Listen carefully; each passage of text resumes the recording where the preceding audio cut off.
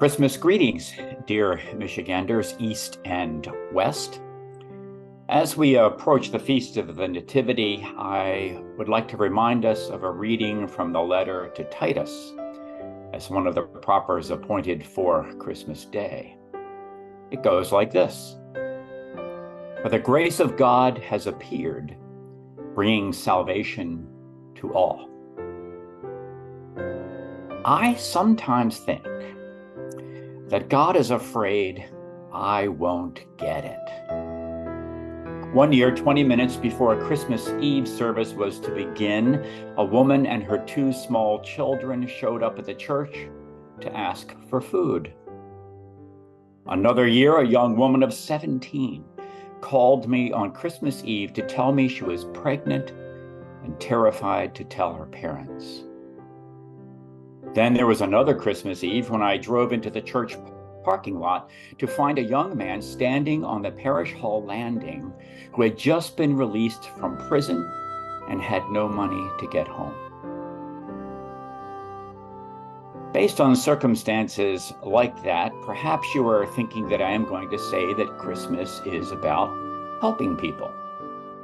Well, yes, but you know, it is much more than that and goes far deeper.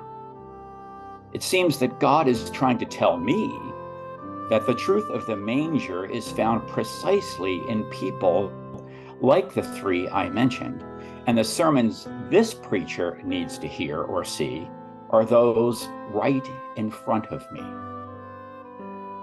The grace of God has appeared in these broken, vulnerable people. They are the presence of Christ, our Christ. And it is as if God is saying, if you cannot see me in them, then neither will you see me in the manger. In the manger, God becomes touchable and seeable, flesh and blood. It also means that God becomes woundable and killable, thinking ahead to Good Friday. Yet taking that risk, God has appeared and does appear in broken bread and a cup of wine, in a newborn child or a family feast, in a kind word or in holy scriptures, in a pregnant teenager, a man just released from prison, or a hungry family. The manger proclaims that God loves us in our full humanity and is for us in brokenness as well as joy.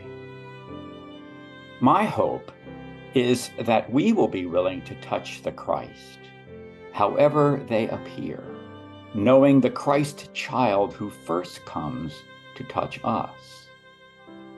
Secure in God's embrace, we embrace the world he came to save, wherever and however God shows up.